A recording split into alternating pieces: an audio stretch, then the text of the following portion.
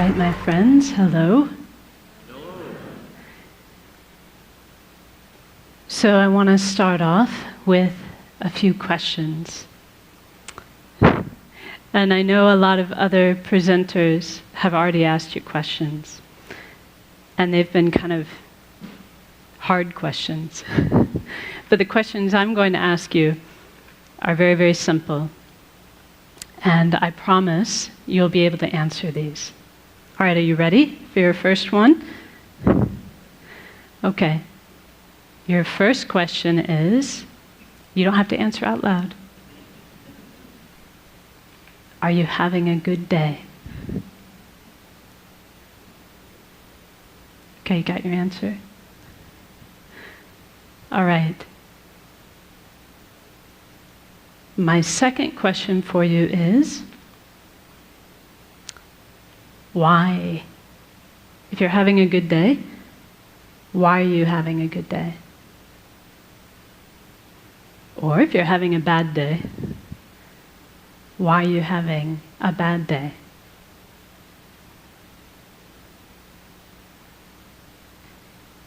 So I have one more question for you. This should be the easiest one of all.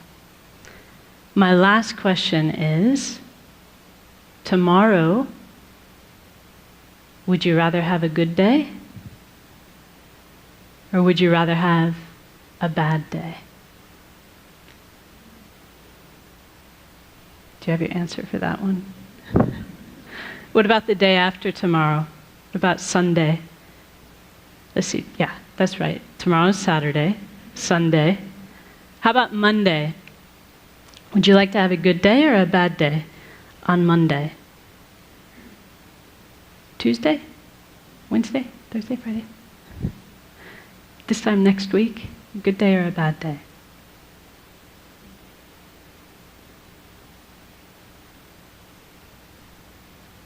So that last question,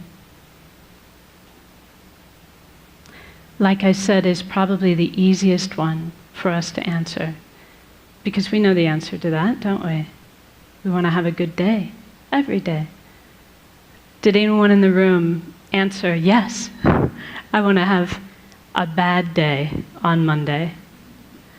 Of course not. We all want to have a good day, every day.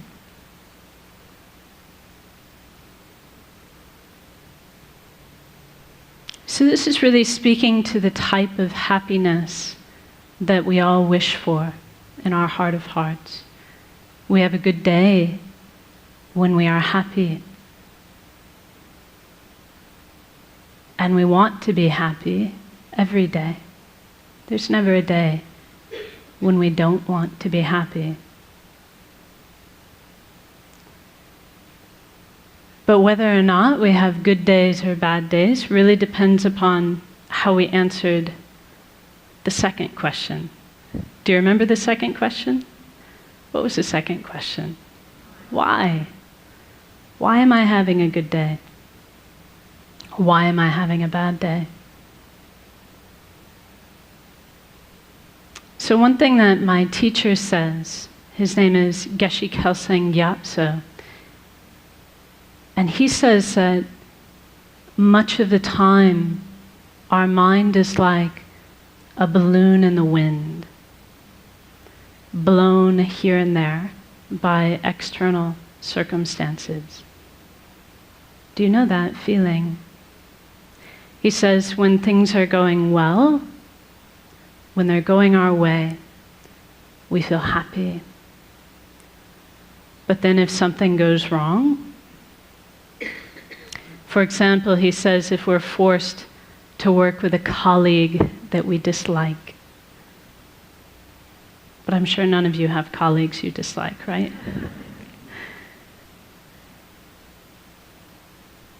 He says if we're forced to work with someone we dislike, or if something doesn't go our way, then our happy feeling disappears.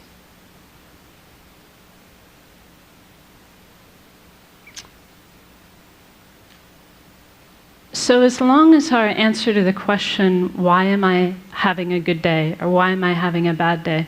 Because, this is a question people ask us, like maybe when you get home today. someone will go, well, so how was that TED thing? Did you have a good day? And we'll say, yeah, I did. There was this lady, and she talked to us about how we need to be about compassionate towards former inmates, and there was this performer who did this awesome beatboxing thing with his mouth, and this person and that person. As long as our reasons for why we had a good day are a list of external conditions, then we're not going to have the stable happiness that we all want. Does that make sense to you? Because if that's what our happiness depends upon, because we cannot control people and circumstances every single day,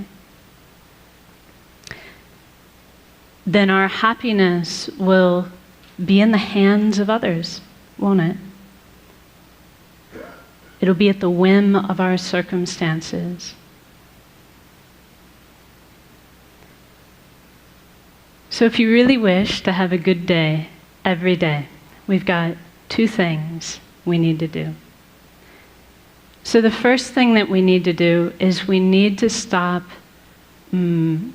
outsourcing our happiness and outsourcing our unhappiness onto people and circumstances. In other words, we need to stop attributing our happiness to what's going on externally. And we need to stop blaming others, especially blaming others, for our unhappiness.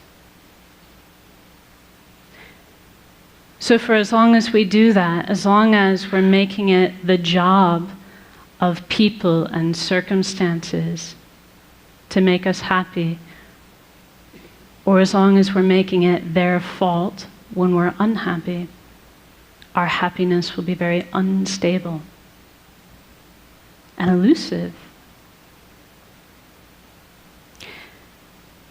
Our second job is to actively cultivate a source of peace and a source of happiness coming from inside our own mind. So here's something I want you to commit to memory. Are you ready? This is another line from one of my teacher's books where he says, happiness and unhappiness are states of mind, and therefore their real causes cannot be found outside the mind. So if we have a peaceful state of mind, we will be happy regardless of people and circumstances. If our mind is unpeaceful or agitated, then even if we have very good circumstances, we'll find it impossible to be happy.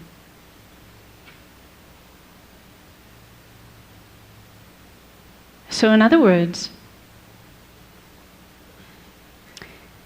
it's not what is happening that is making us happy or unhappy. It is how we are responding to those things that determines whether we are happy or unhappy. It is what our state of mind is like that determines our happiness or our unhappiness. So how are we going to do this? So we can all understand this. Like intellectually, it's not rocket science, is it? It's not hard to understand. And maybe to a certain extent, as I tell you these things, you're like, yeah, I knew that already. I knew that already. But how do we actually do it? How do we actually cultivate this stable peace of mind that we can rely upon regardless of the external circumstances? So this is really where meditation comes into play. And I would say I would need a whole other TED Talk, hint, hint, in order to really do the subject of meditation justice. But for our purposes today, we can say that meditation is a mental action. It's the mental action of concentrating on a peaceful, positive state of mind. If we do that, if we concentrate on a peaceful, positive state of mind, then we can say we're meditating. Whether that's like this, right? See, actually, you don't know if I'm meditating or not, because I could be thinking about my grocery list.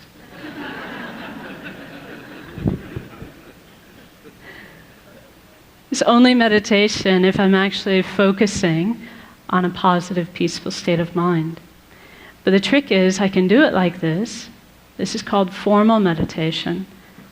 But we can also learn to do this all the time in our daily life.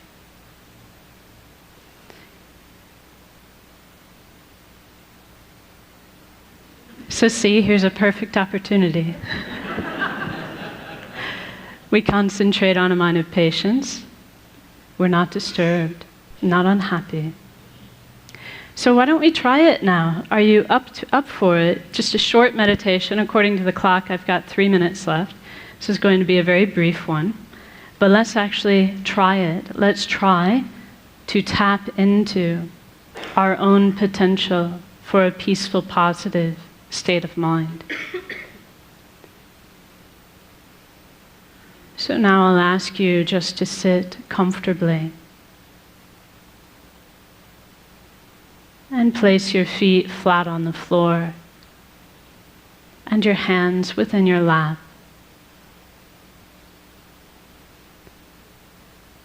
And then you can lightly close your eyes and become aware of the sensation of your breath at the tip of your nose.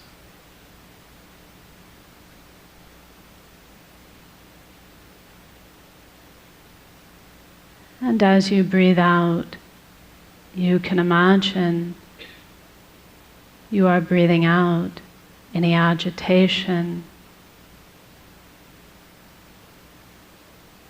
any mental busyness, any frustration or unhappiness in your life. Breathing it all out like dark smoke.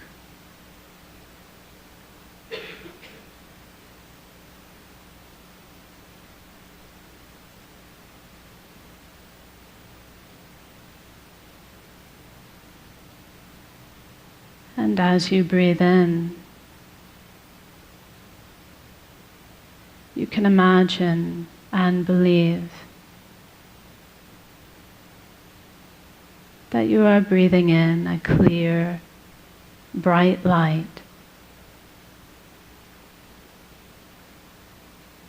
which is the very nature of inner peace.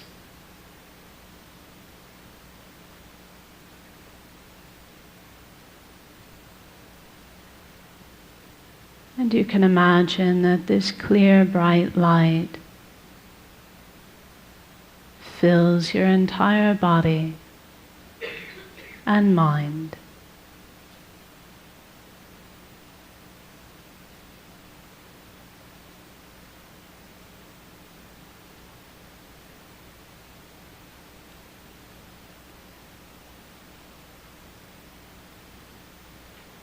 And for a few seconds, simply enjoy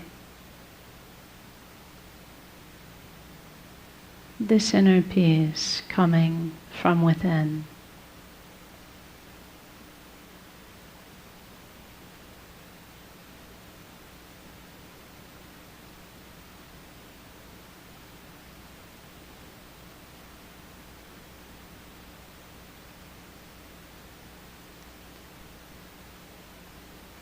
And now as we finish,